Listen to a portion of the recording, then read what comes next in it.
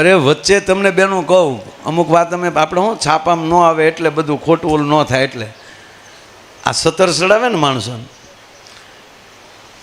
એ 17ના પછી હમાય નહીં એટલે બાજુમાં આપણે કોથળા ભરીને મૂકી દઈએ, આપણે કાંઈ અડીએ નહીં, બીજું કાંઈ.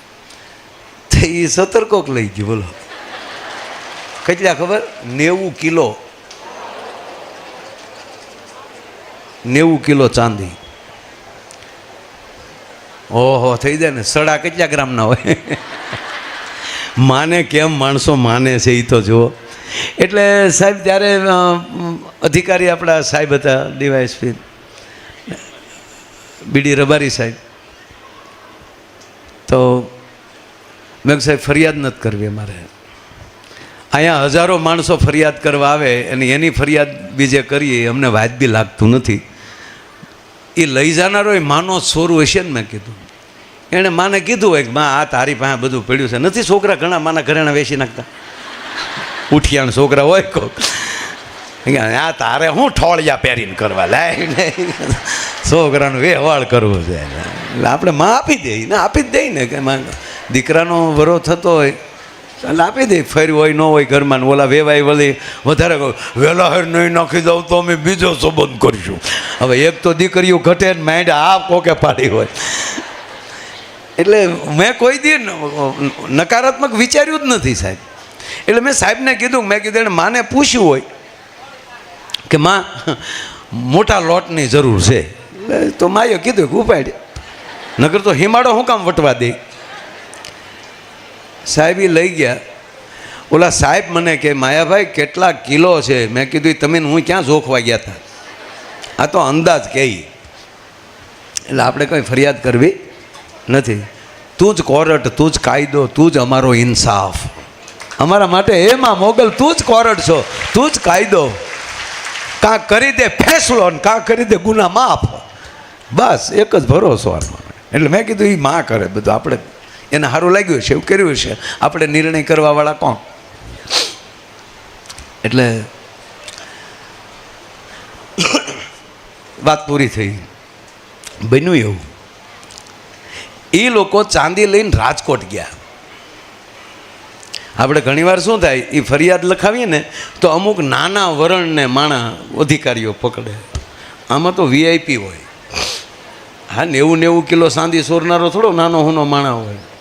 અને આ સમય આ સીસીટીવી કેમેરામાં ન આવવું એ કેવા બુદ્ધિજીવી હોય. એટલે એ મગજમાં હતું કે આમાં ખોટા નિર્દોષ કપાય, લાગટ કોકને ધોકાવાનું ચાલુ, એ ન કરાય. ઈવડે અહીંયા ચાંદી ગાળ્યું, આ 17 ને બધું ગળાવી નાખ્યું, એની ઈંટું બનાવી. ઈંટું જ બને એની, સોનાના બિસ્કિટ બને નાની ઈંટો. અને સારી હોટલમાં ઉતરેલા ઈવડાઈ અને એ ભાગ પાડવામાં બાચ્યા. ભાગ પાડવામાં બાચ્યા ને હામાં ટકા રંગાઈ ગયા. હવે એ ફરિયાદ દાખલ થઈ અને પછી પોલીસે પૂછ્યું તમે બાચ્યા હેમાં લેતા? કે આ શાંતિમાંથી. ફોન આવ્યો કે આપણું ચાંદી આવી ગયું છે. એ લોકો પકડાઈ ગયા. સાહેબ છેલ્લે એ જ કીધું કે તો એણે અમારું કામ કર્યું, માનું કામ કર્યું. માએ મોકલ્યા છે કે આવડા છોકરા આ 17 ભાંગી નહીં શકે. આપણે વગાડી જ ન શકીએ ને, કોઈક માણસ શ્રદ્ધાથી ચડાવ્યું હોય આપણે કેમ ભાંગવું? એ કે આ છોકરા ભાંગી નહીં શકે ને, ખોટા ઢેકલા પીડ્યા છે. હવે છોકરાઓને કહો એને યોગ્ય. એટલે તરત વિચાર એ આવ્યો કે એ ચાંદી હવે તમે, હું એક ભાઈને મોકલું છું ત્યાં રહેવા ગયો. ન્યાના હોનીને આપણે બોલાવ્યા રાજકોટના. હું કહું તું આ દરવાજાના ને સિંહાસનનું માપ લઈ જા, એના સીધા દરવાજા જ બનાવી નાખો. એટલે મૂળી માએ મદદ કરવા મોકલ્યા. બિપિનભાઈ સોની, હાલો એ નામે યાદ છે. એને બોલાવ્યા ને એણે, એટલે એને એમ થયું કે આ છોકરા સાંજે હમણાં પડ્યા, દરવાજા કરી નાખી. તો માં જ પછી સીધે ને કે છોકરા વા કરી નાખો ને. હવે એના સીધા દરવાજા કર્યા. એક 13 વર્ષનો દીકરો, એક 15 વર્ષનો દીકરો ને એક 17 વર્ષનો દીકરો. 3 દીકરા મારા ગામના બોરડાના. ઉપરથી પેટી લઈ લીધી. મા ઉપર એક હોનાનું 17 હોય ખબર ને, એ એણે લઈ લીધું. કટકે કટકે અહીંયા સેવાના ભાવમાં એવી રીતે રહેતા હોય. અને નરું સત્ય કહું તમને, આ મારા બોરડાની બનેલી ઘટના કહું. એ ત્રણેય નાના હજી અબૂત બાળકો, કાંઈ 17 વર્ષ, એ કાંઈ મોટી ઉંમર ન કહેવાય ને, વાપરણ જોતું હોય એટલે એ અવારનવાર કોઈ ચાંદીની વસ્તુ કાવું જે કંઈ હાથમાં આવે એ તળાજા વેચી આવે. અને પાછા શું કરે, ઝાઝા પૈસા હોય ને તો અહીંયા બોરડા નથી ઓલો પાણીનો ટાંકો, એ ત્યાં હતાડે, ત્યાં બીજા લઈ જાય. ઘેરે તો લઈ જાય નહીં, ઘરના માવતર મારે કે તમારી પાસે પૈસા આવ્યા ક્યાંથી, એટલે ઘરે દેખાડાય નહીં, મૂળ બાળક બુદ્ધિમાં. સાહેબ એમાં એક દીકરાને ડાઘ મળ્યા નીકળવા.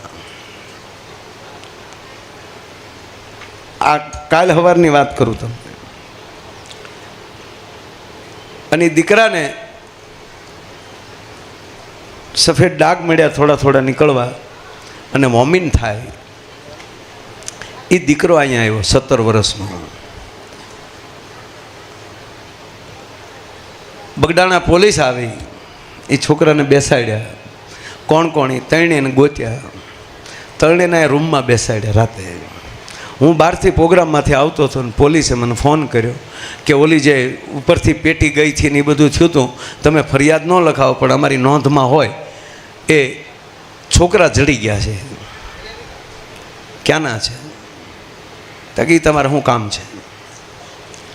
કાંઈ વાંધો નહીં, હું અહીંયા આવ્યો.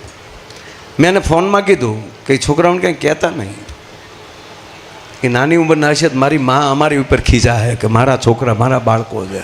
સાહેબ બહુ ઝીણું ઝીણું બહુ ધ્યાન રાખીએ છીએ મારા બાપ. હા, કારણ કે આ ભરોસાનું અવડું મોટું પાત્ર છે. હું અહીં આવ્યો ને એ છોકરો રડે સાહેબ. આતા મેં કીધું જા પગે લાગી લે, મા તારું અભિરે ભરે અને તારા ડાઘ ન કાઢી નાખે તો એ પસ્તાવો થયો હોય ને તારા ડાઘ ન કાઢી નાખે તો એ મા ન કહેવાય સાહેબ. એ ત્રણેય દીકરા હારા છે. અત્યારે પોલીસને મેં કીધું કે એને સ્વીકારી લીધું ને. તમે કોણ? પોલીસ. અમારી પોલીસ અમારી મા છે સાહેબ. નહીં કોઈનો દોષ ન જોતા, મહેરબાની કરીને. આ હું હકીકત કહું છું કે આ વાત એટલે તમારી આગળ આ એક તો આ માની પ્રસાદી દેવી એ તો બાનું છે, પણ તમે એટલા કામ કરતા હો. તમારી સામે હું ક્યારે બોલી શકું? હું અત્યારે સાંજે દ્વારકા હતો ને ઓણ તો એટલા ચૈત્ર મહિનામાં પ્રોગ્રામ, એક રાતના 3 પ્રોગ્રામ કર્યા છે. માણસો કે 2 વાગે આવજો પણ તમે મારે ભાઈ આવો ઘડીક. એટલે આ મા ભાવ વધારે છે સાહેબ આપણો. ઓલો ભાવ તો વધતો જ હોય બહાર, પણ આ ભાવ જે આ એટલે દ્વારકાથી મને મહેશદાન બાપુ જ્યારે હોય ત્યારે ગગલાવ્યા. આપણું બહુ ધ્યાન રાખે છે સાહેબ. તાળીઓથી મહેશદાન બાપુને બધા ક્યાં બોટાદ, અને જ્યારે કહે ત્યારે ફટદીન, કારણ કે એનો તમામ ધંધો મૂકીને પણ એને મા ઉપર મને હામેલી કહે યાદ ન કરે મારે ભાઈ તું મને માની સેવા. આ અમે તમારી જોડે સેવા જ કરીએ છીએ, સ્વયંસેવક જ છીએ. અમારા વાણીથી સેવા કરીએ, વ્યવસ્થાથી સેવા કરીએ. અને આ બધાએ કેવી સેવા કર્યા. સરપંચ પાંચુભાઈ, આ ભગુડાનો સરપંચ, હા અત્યારે એ સરપંચ ન રહે ને તો એની કરતાં હાથ ઘણું મોટું કામ. એને હાથ ઘણું નહીં, 100 ઘણું. પીડી લાઇટ ફેવિકોલ, આપણું પીડી લાઇટ કળસાર, એમાં શું છો તમે? એના નિયામક શ્રી છે. આખી સંસ્થાના નિયામક છે. પોતે સારા શિક્ષક છે, ત્યાં ભણાવતા જાય, નિયામકે છે, ગામની સેવા કરે, પ્લસ ભગુડાનું કાંઈ કે કામ હોય તો અહીંયા આવીને ઊભા રહે છે. એટલે વાત એ છે મારા બાપ કે એ પેટી ગઈ પાછી આવી અને સાહેબ પહેલી વાર ખોલી ત્યારે એની અંદરથી 90,000 રૂપિયા નીકળ્યા ત્યારે એ સમયમાં. એટલે આ રૂપિયાની વાત નથી, પણ અમે નિર્ણય કર્યો. પહેલાં એવું નહોતું કે માણસ એની રીતે આવીને દર્શન કરીને વ્યા જતા, કે નોંધ નહોતા લેતા. પછી બધાએ ભેગા થયા ને કીધું કે અહીંયા હજારો માણસ આવે છે, આપણે નોંધ નથી લેતા, આપણે અહીં કંઈક હવે વ્યવસ્થા કરવી જોઈએ. સાહેબ વિચાર્યા વગર ડાયરેક્ટ આ મંદિરનો પાયો માને પૂછીને, માએ કીધું ફળે જ બેહવું છે, મૂર્તિ નહીં, મારે ફળે બેહવું, તમારે મંદિર બનાવવું હોય તો બનાવો. અને આ સીધી પ્રતિષ્ઠા થઈ.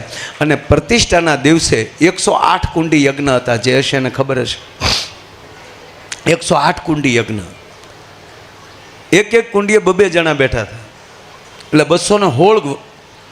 અને 216માં પાછા 2 માણા, એટલે કેટલા થયા? 432 જણા ટૂંકમાં યજ્ઞશાળામાં, અને 432માં પાછા 108 ભૂદેવ નાખો, અને એની આરે પછી બહેનો કોઈ હવનમાં બેઠા હોય તો એના બહેનો આવ્યા હોય ને, અમારા બેન હવનમાં બેઠા છે, હા જમાઈએ મારા દીકરા ફૂલાઈને બે, એટલે આખો ટૂંકમાં ભરચક જ મંડપ હોય ને, તો એની સામે મંડપ કેટલા હોય. કહેવાનો મતલબ ટૂંકી વાત, આ કેવી માં કેવી દયાળી છે એ કહું. પછી વાત એ આવી કે છેલ્લે દિવસે એ ફળું જે છે યજ્ઞશાળામાંથી લઈ અને મંદિરમાં પધરાવાનું, પણ કોઈ ભૂવાની હિંમત નહોતી હાલતી કે ફળું હાથમાં લેવું કેમ, કોઈની હિંમત નહોતી હાલતી. અને ત્યારે આપણા જ આ ગામ ભગુડાના બ્રાહ્મણ જીતુ દાદા, શું નામ, અહીં ચંદુ દાદા બેઠા છે એટલે એને ખબર છે, નટુ દાદા ભટ્ટ, બરાબર ને, ભગુડાના જ વતની. આ જ્યાં મેળી પડખે દેખાય ને ઓલી, એ ગોરબાપાઓની મેળી છે, વર્ષોથી લોકો બહાર છે.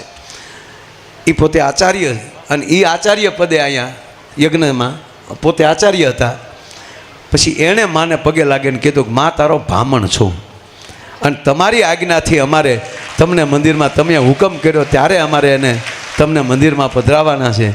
એમ કરીને જ્યાં ફળું હાથમાં લીધું ને, અને માં તું છો એ અમને પુરાવો દેજે, એટલું જ કહેવાનું કે તમે હાજર છો એ અમને પુરાવો દેજો. સાહેબ જેવું હાથમાં ફળું લીધું, એક આરે બધાય મંડપ 2-5 ફૂટ ઊંચા થયા, એક પણ થાંભલી અંદર નહોતી બાપુ, આખો ડોમ ઊંચો, આખો મંડપ ઊંચો, અને એની એ ક્ષણે એની થાંભલીઓ એમાં ને એમાં રોપાઈ ગઈ.